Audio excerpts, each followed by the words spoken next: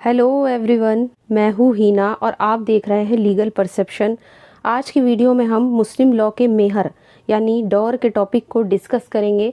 मेहर एक ऐसा टॉपिक है जो बहुत ज़्यादा एग्ज़ाम में पूछा जाता है, तो आज हम इसी टॉपिक को केस लॉ के साथ पूरा अच्छे तरीके से डिस्कस करेंगे। तो वीडियो के लास्ट तक बने रहिएगा। बट आगे बढ़ने से पहले आपके लिए एक ज़रूरी इन्फॉर्मेशन। तो आपके लिए इन्फॉर्मेशन ये है कि अगर आपको मुस्लिम लॉ के नोट्स लेने हैं तो वो तैयार हो चुके हैं हिंदी लैंग्वेज में और बिल्कुल सिंपल लैंग्वेज में। सभी इम्पॉर्टेंट टॉपिक के जो नोट्स हैं मुस्लिम लॉ के, वो मैंने खुद तैयार किए हैं और पीडीएफ फॉर्म में हैं, जिनको आप प्रिंट करा सकते हैं। अगर आपको नोट्स लेने हैं तो आप इस व्हाट्सएप नंबर पर मैसेज करके केवल 150 रुपीज़ में मुस्लिम लॉ के नोट्स जो हैं वो ले सकते हैं। तो काफ़ी इंपॉर्टेंट टॉपिक्स जो भी मुस्लिम लॉ में दिए गए हैं, जैसे कि मेहर है और मुस्लिम मैरिज है और इद्दत और कितने ही सारे टॉपिक्स हैं मुस्लिम लॉ में, जिसमें सभी इंपॉर्टेंट टॉपिक्स जो हैं वो आपको मिल जाएंगे। तो अगर हम बात करें मुस्लिम लॉ में मेहर के कॉन्सेप्ट की, तो एक बेहद इम्पॉर्टेंट कॉन्सेप्ट है। मेहर को इंग्लिश में डोवर कहते हैं। ये एक इंग्लिश वर्ड है डोवर, और हिंदी में होता है मेहर। इसको कई नाम हैं, जैसे कि मेहर, सदक या दे मेहर। तो देखिए, सबसे पहले मेहर का कॉन्सेप्ट आया कहाँ से, ये जान लेते हैं। तो प्रोफेट मोहम्मद, जो पैगंबर मोहम्मद साहब थे, उनके जन्म के बाद महिलाओं को भी कुछ राइट्स देने के लिए, कुछ अधिकार देने के लिए, ताकि उन्हें भी पुरुषों के द्वारा दिए गए अधिकारों की बराबरी में लाकर उन्हें भी थोड़ा पावरफुल बनाया जाए, इसीलिए मेहर के कॉन्सेप्ट को मुस्लिम समाज में माना जाने लगा। तो इसकी जो शुरुआत की थी वो प्रोफेट मोहम्मद के द्वारा की गई थी। और मेहर होता क्या है, तो प्रोफेट मोहम्मद ने कहा था कि अगर कोई मुसलमान शादी के बाद किसी लेडी को छोड़ता है तो उसको एक फ़िक्स अमाउंट देना पड़ेगा, ताकि वो महिला जिसको छोड़ा गया है वो अच्छे से अपने जीवन को चला सके। यहाँ पर मेहर के कॉन्सेप्ट को लाने के लिए क्या दो मेन उद्देश्य थे, वो भी हम आगे इस वीडियो में डिस्कस करेंगे। इसके अलावा जो भी केस लॉज हैं वो भी हम देखेंगे। तो एक तरीके से सिंपल वर्ड में अगर हम देखें तो मेहर एक तरह का अमाउंट होता है, एक तरह की धनराशि होती है जो दी जाती है जब कोई मुस्लिम महिला अपने पति के द्वारा या तो उसको डाइवोर्स दे दिया जाए या फिर पति की डेथ हो जाए, तो ये एक अमाउंट होता है। अब हम इसको सबसे पहले हम इसकी डेफिनेशन से स्टार्ट करेंगे। तो डेफिनेशन की अगर हम बात करें तो विल्सन ने कहा है कि मेहर एक ऐसी धनराशि होती है, एक ऐसा अमाउंट होता है जो इस कारण दी जाती है ताकि पत्नी ने पति को अपने शरीर को अर्पित कर दिया है। तो क्योंकि शादी के बाद मुस्लिमों में ये माना जाता है कि क्योंकि पत्नी ने पति को अपने शरीर को अर्पित कर दिया है, उसको समर्पित कर दिया है, तो इसलिए एक फ़िक्स अमाउंट जो है वो हस्बैंड के द्वारा दिया जाता है। इस तरीके से मेहर को आप समझ सकते हैं। बस आपको इतना ध्यान रखना है कि ये एक तरीके का अमाउंट होता है। अब जैसा कि मैंने आपको बताया कि मेहर का उद्देश्य क्या था, मतलब इसका पर्पज़ क्या था, क्यों मेहर के कॉन्सेप्ट को लाया गया था। तो सबसे पहले मेहर का कॉन्सेप्ट लाने का सबसे बड़ा उद्देश्य ये है कि पत्नी के प्रति सम्मान के प्रतीक के रूप में ये पति पर एक तरीके का ऑब्लिगेशन डालता है, यानी कि पति जो है वो पत्नी का सम्मान करेगा। इसके लिए पति पर एक तरीके का ऑब्लिगेशन है, उस पर एक दायित्व है पत्नी के ऊपर, मतलब पति को उसका एक तरीके से सम्मान करना है। इसके अलावा तलाक के मनमाने उपयोग पर अवरोध रखना। अब देखिए, मुस्लिमों में जो तलाक होता है वो एक तरीके से पति का मनमाना राइट, मनमाना अधिकार माना जाता है। हालांकि अभी 3 तलाक को कोर्ट ने सायरा बानो के केस में जो है वो असंवैधानिक घोषित कर दिया था, और जिसे हम तलाक उल बिद्दत के नाम से भी जानते हैं। तो जब चाहे एक मुस्लिम पति अपनी वाइफ को तलाक दे सकता था, अब तो खैर 3 तलाक ख़त्म हो गया है। तो एक तरीके से पति जो है अपनी वाइफ को मनमाने तरीके से तलाक देकर उससे छुटकारा ना पा सके, इसके लिए भी मेहर के कॉन्सेप्ट को लाया गया है। तो ये 2 मेन पर्पज़ हैं मेहर के। अब बात आती है कि मेहर होता कितने टाइप्स का है, मेहर के प्रकार भी हमें पता होने चाहिए। तो सबसे पहला देखिए, ये ध्यान रखना है कि रकम के आधार पर इसको 2 पार्ट में डिवाइड हम कर सकते हैं। तो रकम के आधार पर अगर हम मेहर की बात करें तो ये 2 तरीके का होता है। निश्चित मेहर, जिसे हम स्पेसिफाइड डोर कहते हैं, और एक होता है अनिश्चित मेहर यानी अनस्पेसिफाइड डोर। अगर हम निश्चित मेहर की बात करें तो इसमें जो रकम होती है, जो अमाउंट होता है मेहर का, वो बिल्कुल फिक्स होता है, निश्चित होता है। भले ही उसका भुगतान शादी के समय किया जाए या उसके बाद किया जाए या पति की डेथ होने पर किया जाए, या फिर जब पति वाइफ को डाइवोर्स दे तब किया जाए, इससे फ़र्क नहीं पड़ता, लेकिन जो अमाउंट होता है वो बिल्कुल फिक्स होता है, इसलिए इसे रकम के आधार पर बांटा गया है। जबकि अगर अनिश्चित मेहर की बात करें तो इसमें मेहर की जो रकम होती है उसका जो अमाउंट होता है वो फिक्स नहीं होता, बल्कि ऐसी स्थिति में जो मेहर जो फिक्स किया जाता है उसे हम अनिश्चित मेहर, या आपने अगर एग्जाम में देखा होगा उचित मेहर के नाम से भी कभी कभी क्वेश्चन पूछ लिया जाता है, और इसी मेहर को हम रिवाजी मेहर भी कहते हैं, और साथ ही इसे हम मेहर ए मिस्ल भी कहते हैं, मेहर ए मिस्ल। तो कई तरह के नामों से इसको जाना जाता है। अनिश्चित मेहर के कई सारे नाम हैं, उचित मेहर, रिवाजी मेहर या मेहर ए मिस्ल। अब इस रकम, क्योंकि देखो इसमें रकम तो फिक्स होती नहीं, तो क्या चीज़ देखकर जो है वो इसमें रकम फिक्स की जाती है, तो इसमें कुछ चीज़ें देखकर ही रकम फिक्स की जाती है, जैसे कि वाइफ की अपनी निजी योग्यताएं क्या क्या हैं, मतलब कि उसकी एज कितनी है, वो कितनी सुंदर है, वो कितनी समझदार है, ये चीज़ें देखी जाएंगी, या उसके जो पिता के ख़ानदान का सोशल स्टेटस कैसा है, समाज में उनकी स्थिति कैसी है, इस चीज़ को देखा जाएगा, या परिवार के स्त्रियों को कितना मिला है मेहर, उसी के हिसाब से उस लड़की का भी मेहर तय कर दिया जाएगा, या पति की इकोनॉमिक स्टेटस कैसा है, उसकी आर्थिक स्थिति कैसी है, या उस टाइम की और किसी चीज़ों को देखकर, जो भी उस टाइम का कंटेम्प्रेरी जो भी परिस्थितियाँ होंगी, इन सब चीज़ों को देखकर इस तरह के मेहर में अमाउंट फिक्स किया जाता है। तो कुछ ऐसी ही सिचुएशंस को देखकर अनिश्चित मेहर में कुछ चीज़ें तय की जाती हैं। निश्चित में तो आप समझ गए होंगे, इसमें तो अमाउंट पहले से ही फिक्स होता है, बट अनिश्चित में इन सारी चीज़ों को देखकर अमाउंट जो है वो फिक्स किया जाता है। अब यहाँ पर एक केस आया था हमीरा बीबी वर्सेस जुबैदा बीबी। तो हमीरा बीबी वर्सेस जुबैदा बीबी के केस में ये कहा था कोर्ट ने कि मुस्लिम लॉ में, मुस्लिम विधि में मेहर विवाह की बहुत ही ज़रूरी चीज़ के रूप में माना जाता है। अगर शादी के टाइम पे इसका वर्णन नहीं किया गया है, इसके बारे में कोई जिक्र नहीं किया गया है, तो भी इसको निश्चित करना ज़रूरी होता है। तो मेहर की इम्पोर्टेंस आप यहीं से समझ सकते हैं। इसके बाद दूसरा जो इसको कैटेगराइज किया जाता है, जो इसको कैटेगरी में डिवाइड किया जाता है, वो है भुगतान के आधार पर। भुगतान के आधार पर मतलब कि तत्कालिक मेहर और स्थगित मेहर। अब यहाँ पे इसके भी दो नाम हैं। जो तत्कालिक मेहर है इसको हम मुवज्जिल मेहर के नाम से भी जानते हैं, जिसे हम प्रॉम्प्ट डोवर कहते हैं, और स्थगित मेहर जिसे मुवज्जिल मेहर के नाम से जानते हैं, यह है आपका डेफरेट डोवर। अब इन दोनों में फ़र्क क्या होता है? अगर हम बात करें तत्कालिक मेहर की यानी मुवज्जिल मेहर की, तो इसकी जो धनराशि होती है, इसमें जो अमाउंट होता है, वो शादी के समय ही तुरंत देना पड़ता है, और पत्नी की मांग पर पति के द्वारा उसकी तुरंत अदायगी ज़रूरी होती है। मतलब जैसे ही वाइफ ने मांग की, तुरंत पति को उसका भुगतान करना होगा। ये शादी से पहले या बाद में किसी भी समय वाइफ के द्वारा वसूला जा सकता है, या वाइफ के द्वारा इसकी मांग की जा सकती है।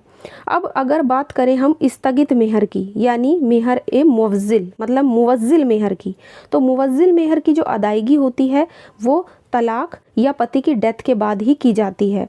इसीलिए यहाँ पर पति मेहर की मांग शादी के विघटन से पहले नहीं कर सकती। मतलब जो पत्नी है, जब तक शादी ख़त्म ना हो जाए, या तो वो तलाक से ख़त्म होगी शादी, या फिर पति की डेथ से ख़त्म होगी, तो जब तक ये दोनों सिचुएशंस ना हो तब तक मुवज्जिल मेहर की मांग वो नहीं कर सकती। लेकिन शादी ख़त्म होने से पहले, मतलब ना तो तलाक हुआ हो ना पति की डेथ हुई हो, तो उससे पहले उसका भुगतान करने का अगर मान लीजिए पहले से ही कोई एग्रीमेंट है वाइफ और हस्बैंड के बीच में, तो वो करार मान्य होता है और बंधनकारी होता है। मतलब फिर जो हस्बैंड को है वो मेहर देना ही होगा। अब निश्चित घटना के घटित होने से पहले ही अगर मान लीजिए पत्नी मेहर की मांग इसमें नहीं कर सकती है, मतलब जब तक डाइवोर्स नहीं हो जाता या जब तक पति की डेथ नहीं हो जाती, अगर कोई एग्रीमेंट पहले से है दोनों के बीच में, तो वाइफ इसकी मांग कर सकती है। अदरवाइज वो इससे पहले जो है वो मांग नहीं कर सकती। लेकिन अगर पति चाहे तो इससे पहले भी उसको अदा कर सकता है। तो एक तरीके से यहाँ पर दोनों मेहर को जो है वो इसमें बांटा गया है। अब यहाँ पर ये एक क्वेश्चन आता है एग्ज़ाम में, बहुत ज़्यादा पूछा जाता है कि अगर मान लीजिए कि मेहर का भुगतान अब पति नहीं कर रहा है, तो फिर वाइफ के पास क्या क्या राइट रहेंगे, मतलब पत्नी के पास कौन कौन से अधिकार रहेंगे कि वो पति से अपने मेहर को वसूल सके। तो यहाँ पर 3 तरह के राइट बताए गए हैं। सबसे पहले पत्नी जो है वो पति के साथ इंटरकोर्स करने से, मतलब सेक्सुअल इंटरकोर्स करने से इनकार कर सकती है, पत्नी को पूरा अधिकार है। और यहाँ पर अगर मान लीजिए कि वाइफ जो है वो माइनर है, मतलब अवयस्क है या माइंड से लुनेटिक है, स्वस्थ चित्त नहीं है, तो जो उसके गार्जियन होंगे उनको ये राइट होता है कि वो पति के घर भेजने से उसको इनकार कर सकते हैं। तो सबसे पहला राइट हो गया वाइफ का ये वाला। इसमें एक केस आया था अनीस बेगम वर्सेस मलिक मोहम्मद इस्तफ़ा। इस केस में जस्टिस सुलेमान थे, थोड़ा सा आपको जज का नाम पता होना चाहिए। तो जस्टिस सुलेमान ने क्या कहा था कि विवाह की पूर्ण अवस्था के बाद डिक्री बिल्कुल पारित हो सकती है। मतलब मान लीजिए अगर शादी जो है वो बिल्कुल कंज्यूमेट हो जाती है, पूर्ण अवस्था हो गई शादी की, तो उसके बाद डिक्री जो है वो कोर्ट बिना किसी शर्त के भी पारित कर सकता है। इसमें पत्नी को, इस केस में अगर हम इस केस की बात करें तो जो वाइफ थी उसको कोर्ट ने क्या दिलाया, एक अलग से रहने के लिए घर दिलाया पति से, उसको 2 नौकर और डिक्री भी पत्नी को दी गई। तो यहाँ पर वाइफ को क्योंकि मेहर का भुगतान नहीं किया गया था, इसी बेसिस पर उसको कोर्ट ने कुछ राइट यहाँ पर दिए थे। मेहर का भुगतान ना होने पर वाइफ के पास दूसरा अधिकार है ऋण के रूप में मेहर की धनराशि का अधिकार। यानी वाइफ को अधिकार है कि वो कर्ज की तरीके से पति से मेहर की धनराशि वसूल सकती है। मेहर को ऐसे माना जाएगा जैसे ये पति पर एक कर्ज हो। तो इस तरीके से वाइफ जो है वो उससे वसूल सकती है पति से अपना जो मेहर है। लेकिन मान लीजिए अगर हस्बैंड की डेथ हो जाती है, तब वाइफ के पास ये राइट आ जाता है कि वो पति के जो लीगल हायर होंगे, जो उसके उत्तराधिकारी होंगे, उनके खिलाफ मेहर के लिए केस फाइल कर सकती है। लेकिन वे मेहर की अदायगी के लिए पर्सनली रूप से दायित्व अधीन नहीं होंगे, मतलब व्यक्तिगत रूप से उनका कोई जो है दायित्व नहीं होगा, बल्कि उत्तराधिकार में जितनी प्रॉपर्टी उनको मिलेगी उस तक ही वो जिम्मेदार होते हैं। मतलब जितनी प्रॉपर्टी उनको पति की संपत्ति से मिलने वाली है, उतना ही वो उनसे मेहर वसूल सकती है और वो उन पर भी केस फाइल कर सकती है अपने मेहर के भुगतान के लिए। इस केस में अब ये इसी से रिलेटेड केस है, हमीरा बीबी वर्सेस जुबैदा बीबी, 1916 का केस है। इस केस में क्या होता है, कोर्ट ने कहा कि जो मेहर है वो कर्ज की श्रेणी में आता है। मतलब एक तरीके से पति पर एक कर्ज होता है कि वो वाइफ को, अपनी जो भी वाइफ है उसकी, उसको वो मेहर का भुगतान करे। और पति की डेथ हो जाने पर जो विधवा होती है वो दूसरे कर्जदारों के साथ साथ ही पति की प्रॉपर्टी में भुगतान पाने की अधिकारी होती है। लेकिन ये पति की प्रॉपर्टी पर भार नहीं होगा। मतलब एक तरीके से ये नहीं कह सकते कि वो कर्ज की तरह तो वसूल सकती है पति की प्रॉपर्टी से अपने मेहर की रकम को, लेकिन पति की प्रॉपर्टी पे ये एक तरीके का भार या चार्ज नहीं होगा। तीसरा राइट है वाइफ का, अगर उसको मेहर का भुगतान ना किया जाए, मृतक पति की प्रॉपर्टी पे कब्जे का अधिकार।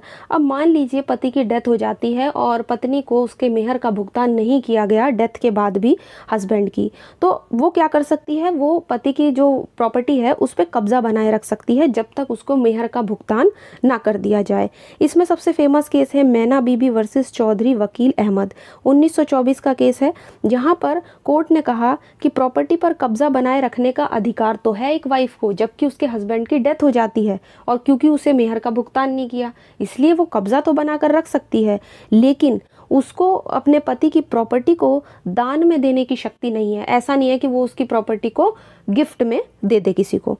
तो एक तरीके से यहाँ पर ये तीनों राइट जो हैं वो वाइफ को मिले हुए हैं। यहाँ से एग्जाम में अलग से एक पूरा क्वेश्चन बन के आ जाता है कि अगर वाइफ को मेहर का भुगतान नहीं किया गया तो फिर एक वाइफ के पास क्या क्या राइट होते हैं। तो तीनों केसेस और तीनों इंपॉर्टेंट राइट आपको पता होनी चाहिए। अब क्वेश्चन आता है कि मेहर का महत्व क्या है, मतलब इसका इम्पोर्टेंस क्या है डोअर की। तो मुस्लिम लॉ के अकॉर्डिंग अगर हम देखें तो मेहर भी विवाह का एक इम्पॉर्टेंट तत्व होता है, एक इम्पॉर्टेंट एलिमेंट माना जाता है। अगर निकाह के समय मेहर का कोई जिक्र नहीं भी किया गया तो कानून ये अनुमान लगा लेता है कि मेहर जो है वो उसी में अंतर्निहित है।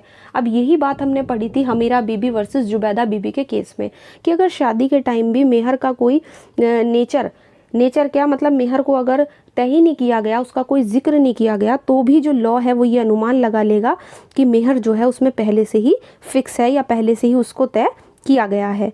इम्पोर्टेंस समझने के साथ साथ ही अब बात करते हैं टाइम पीरियड की कि मान लीजिए अब हस्बैंड जो है वो वाइफ को मेहर का भुगतान नहीं कर रहा है, तो कितना टाइम पीरियड होना चाहिए मेहर का केस लाने के लिए। तो पत्नी के द्वारा मांग करने और पति के द्वारा मना करने की तारीख से 3 साल के अंदर एक वाइफ जो है वो मेहर का केस फाइल कर सकती है। यानी कि पत्नी ने जिस दिन से मांग की अपने मेहर के लिए और पति ने जब से मना किया, उसने मना कर दिया, वाइफ ने मांग की लेकिन हस्बैंड ने मना कर दिया मेहर देने से, तो उस दिन से लेके 3 साल के अंदर अंदर वो केस फाइल कर सकती है।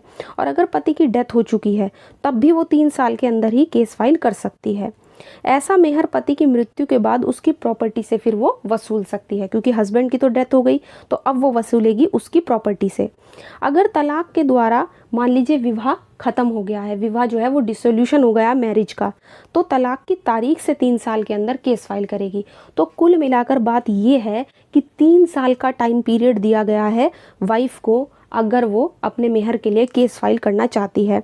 हमारे यहाँ पे एक लिमिटेशन एक्ट है 1963 का, उसमें दी गए टाइम पीरियड की अवधि के अंदर ही वाइफ को जो है वो केस फाइल करना होता है, वरना क्या होगा, केस जो है वो खारिज हो जाएगा। अब यहाँ पे सबसे फेमस केस है अब्दुल कादिर वर्सेस सलीमा 1886। इस केस में ये बताया गया था कि जो मेहर है वो मुस्लिम विधि में वो धनराशि, वो संपत्ति होती है जिसे पति विवाह के प्रतिकर के रूप में पत्नी को देने का वादा करता है, और यदि विवाह के समय इसका कोई जिक्र ना भी हो तो भी कानून पत्नी को मेहर का हक देता है। तो एक तरीके से ये जो मतलब मेहर का पूरा कॉन्सेप्ट है, इसमें हमने सभी इम्पॉर्टेंट जो पॉइंट्स हैं वो डिस्कस किए हैं। सबसे ज़्यादा एग्ज़ाम में अगर क्वेश्चन आने के चांसेस हैं तो मेहर से आते हैं। यहाँ पर आपसे इसके टाइप्स क्या होते हैं, इसकी डेफिनेशन क्या है, और अगर वाइफ को मेहर का भुगतान नहीं किया गया तो वाइफ के पास क्या क्या राइट होंगे, और कितने टाइम पीरियड के अंदर उसको केस फाइल करना होता है। एक चीज़ और हमें ध्यान रखनी है यहाँ पर कि जब हमने रकम के आधार पर जो मेहर का जो हमने क्लासिफिकेशन पढ़ा था, तो एक आपको ये ध्यान रखना है कि सुन्नी और शिया विधि में थोड़ा सा है ना डिफरेंस है। क्या है कि रकम की अगर जब बात होती है कि रकम के आधार पर मेहर कितनी हो, तो सुन्नी विधि के अकॉर्डिंग जो मिनिमम मेहर है वो 10 दिरहम होता है, 10 दिरहम। और अगर शिया विधि की बात करें तो इसमें मिनिमम जो अमाउंट है वो फिक्स नहीं है, मैक्सिमम अमाउंट है 500 दिरहम। यानी शिया विधि में 500 दिरहम से ज़्यादा का जो अमाउंट है वो फिक्स नहीं हो सकता मेहर के लिए, और सुन्नी विधि में जो मिनिमम है वो 10 दिरहम है, बट मैक्सिमम का कुछ नहीं है, मैक्सिमम कितना भी हो सकता है। तो ये चीज़ें हमें ध्यान रखनी है, एग्ज़ाम में कभी कभी यहाँ से क्वेश्चन आ जाते हैं। तो आज की वीडियो में हमने सभी इम्पॉर्टेंट पॉइंट्स जो हैं वो मेहर के डिस्कस किए हैं, और आने वाली वीडियोज़ में भी अगर आपको और टॉपिक्स मुस्लिम लॉ के पढ़ने हैं तो आप जो डिस्क्रिप्शन में आपको प्लेलिस्ट का लिंक है वो मिल जाएगा, आप जो भी इम्पोर्टेंट टॉपिक्स हैं मुस्लिम लॉ के वो पढ़ सकते हैं। आने वाली वीडियोस में और भी टॉपिक्स हैं जो हम मुस्लिम लॉ के डिस्कस करेंगे। इसके अलावा आज की वीडियो अगर आपको पसंद आई हो तो वीडियो को लाइक कर दीजिए, शेयर कीजिए ज़्यादा से ज़्यादा, और अगर चैनल पे नए हैं तो इसको सब्सक्राइब कर दीजिए। इसके अलावा आप हमें टेलीग्राम पे ज्वाइन कर सकते हैं, जहाँ पर आपको ढेर सारे नोट्स और PDF मिल जाएंगे। तो मिलते हैं नेक्स्ट वीडियो में।